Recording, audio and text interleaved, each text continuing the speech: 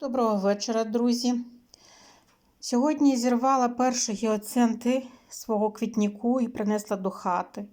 Вони дуже гарні. Дуже гарний колір, пудровий, махровий.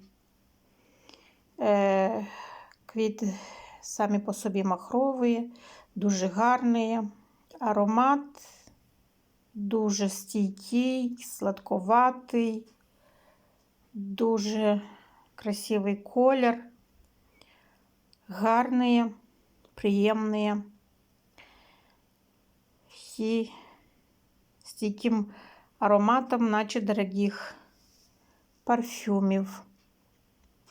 Дуже мені подобається цей колір пудровий і сладковатий аромат гіацинта.